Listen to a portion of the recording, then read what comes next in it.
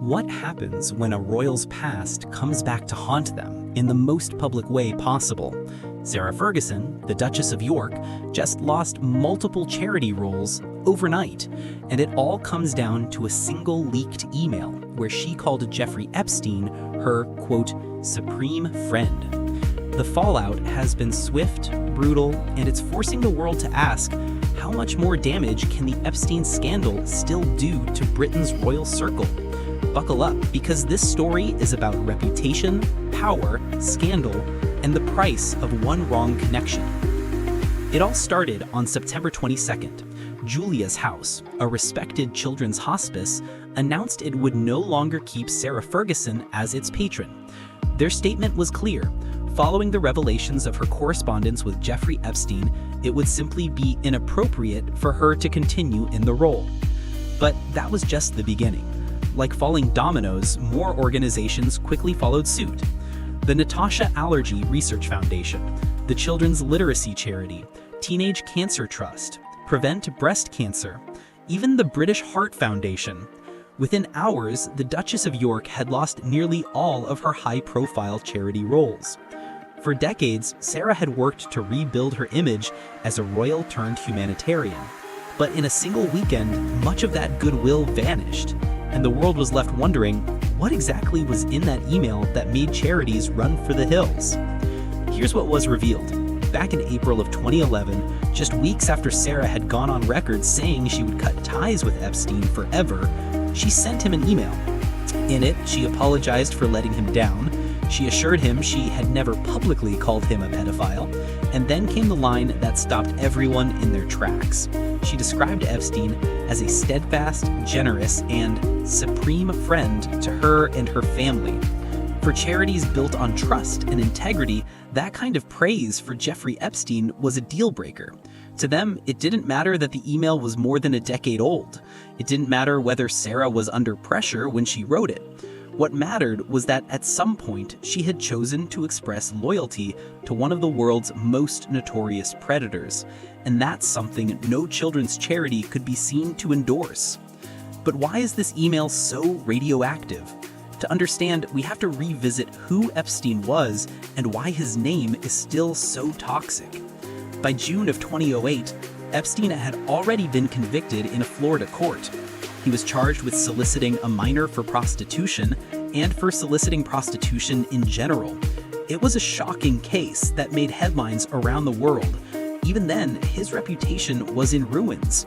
And yet, behind closed doors, Epstein still managed to maintain friendships with some of the world's most powerful figures, politicians, billionaires, and yes, even royals. When he was arrested again in 2019 on federal sex trafficking charges, it became clear just how wide his network had been. Epstein never made it to trial. He was found dead in his prison cell that same year, but the scandal only grew. The very mention of his name remains toxic, and for someone like Sarah Ferguson, whose reputation was already fragile, being linked to Epstein wasn't just bad optics, it was devastating. And here's where things get even more complicated.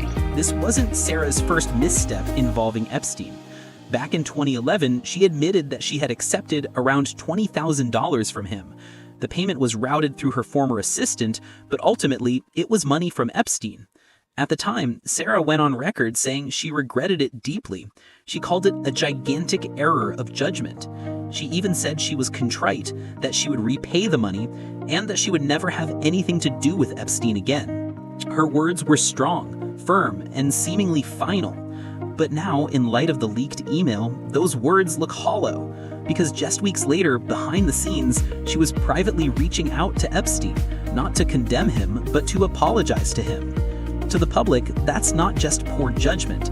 It feels like doublespeak, a public face for the cameras, and a private loyalty that told a very different story.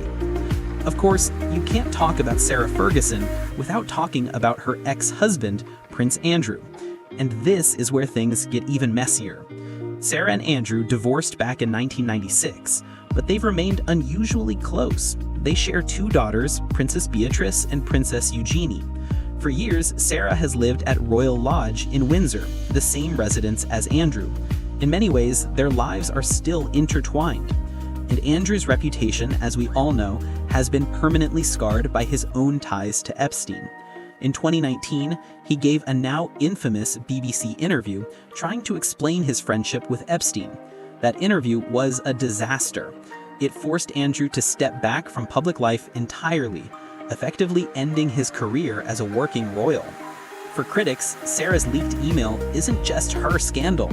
It's a reminder of the couple's shared history with Epstein, and it reinforces the idea that this shadow isn't just over Andrew alone.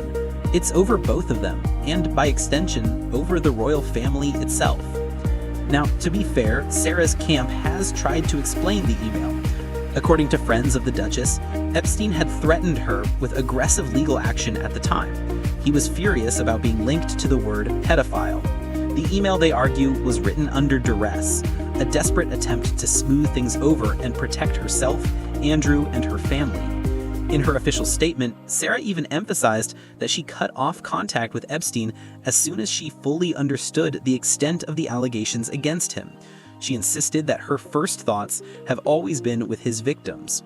But here's the problem. To the public, those explanations don't erase the fact that she called him a supreme friend.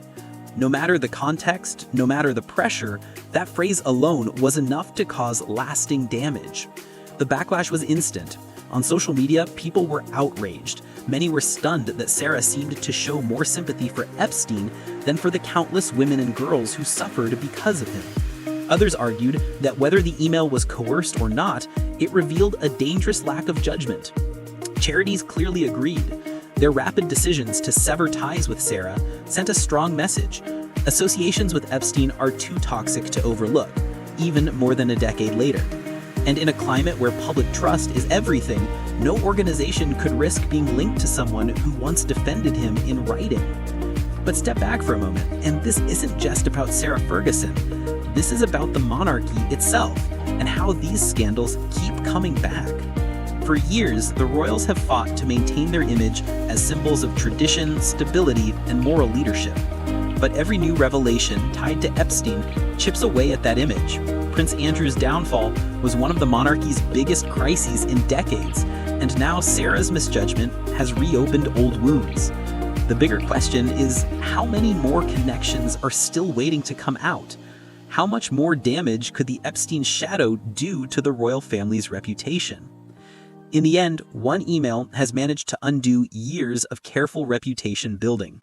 Sarah Ferguson may have thought her words to Epstein would stay hidden, but now they've cost her multiple patronage roles and renewed the public's scrutiny of her past.